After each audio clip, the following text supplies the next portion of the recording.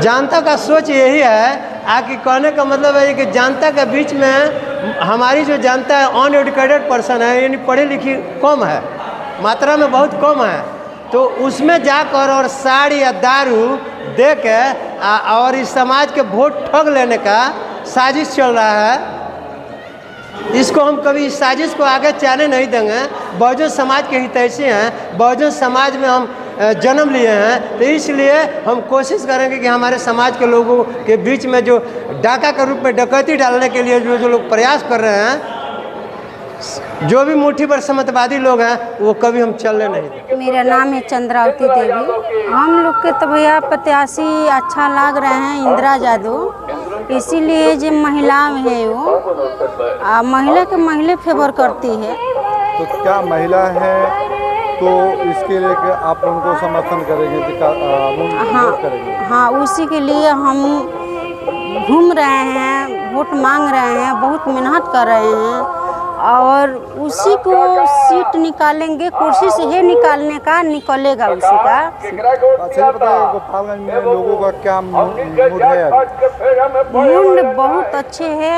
हमारा राजू भैया है, उसी को बरौली क्षेत्र में भी वोट है, बहुत अच्छे वोट है। हमारा इंदिरा यादव साधु भैया का यहाँ पर बहुत माहौल अच्छा है। बहुत माने जा रहे हैं, देश में घूम रहे हैं, मैदान में घूम रहे हैं, फील्ड को कर रहे हैं, तो लोग यही कहते हैं जे 2004 में के विकास हुआ था।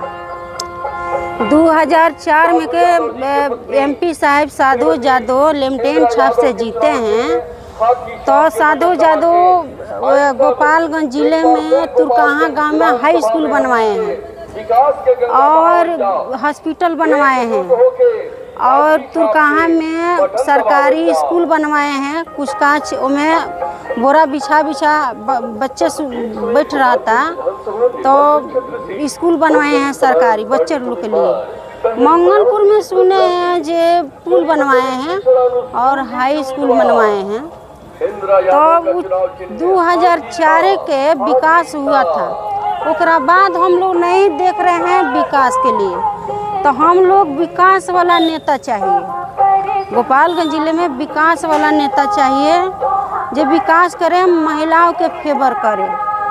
लोगों का मुंड है, जो भी जहाँ भी जाते हैं तहाँ के लोग कहते हैं जो नहीं साधु यादव विकास 2004 में किए थे, उसके बाद नहीं कोई किया है। अब की पारी हाथिये का माहौल है, हम लोग हाथिये पर वोट देंगे। अब की पारी साधु भैया को जिता के अपना गोपालगंज जिले में रखेंगे।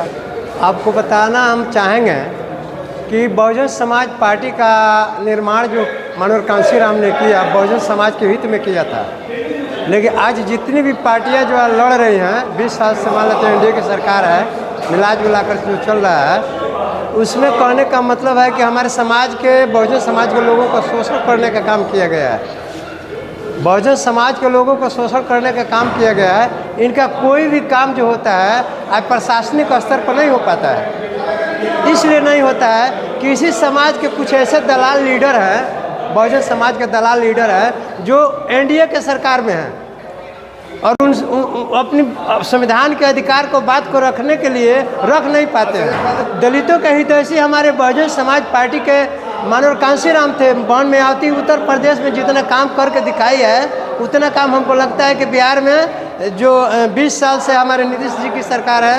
नेता तो बोलता है कि दलितों का मदद करता हूँ, ये रिजर्वेशन दे रहा हूँ, ये कर रहा हूँ, लेकिन आप कैसे पहचानिए कौन सा काम कर रहा है? पहचानने की जो आप बात कर रहे हैं, हमारे समाज के लोगों में शिक्षा का स्तर जो गिराया जा रहा है, आज सीबीएसई बोर्ड से उनके बच्चे पढ़ रहे हैं जो इसी समाज से, दलित समाज से, जो आज रिजर्वेशन के तहत ऊंचे उठ कर गए हुए हैं और ऊंचे खुद चले गए और इस समाज को कहाँ किस हाशिए पर छोड़ कर गए हैं, ये कभी वो सोचते नहीं हैं। उनके बच्चे इंग्लैंड पढ़ेंगे, रसिया जापान पढ़ेंगे, इसलिए कि रिजर्वेशन के बल पर उन्होंने गया है।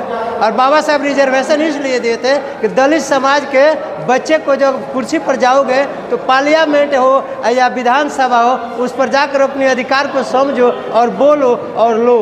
दया के भीख मांगने से जो है अधिकार मांगने से नहीं मिलती है तो छीनना पड़ता है। जनता का सोच यही है कि कहने का मतलब है कि जनता के बीच में हमारी जो जनता है अनएडुकेटेड पर्सन है, यानी पढ़ी लिखी कम है, मात्रा में बहुत कम है, तो उसमें जाकर और साड़ी या दारू दे के और इस समाज के वोट ठग लेने का साजिश चल रहा है। इसको हम कभी इस साजिश को आगे चलने नहीं देंगे। बहुजन समाज के हितैषी हैं, बहुजन समाज में हम जन्म लिए हैं, तो इसलिए हम कोशिश करेंगे कि हमारे समाज के लोगों के बीच में जो डाका के रूप में डकैती डालने के लिए जो लोग प्रयास कर रहे हैं, जो भी मुट्ठी भर समतवादी लोग हैं, वो कभी हम चलने नहीं देंगे। मेरा नाम हुआ राम इकबाल राम।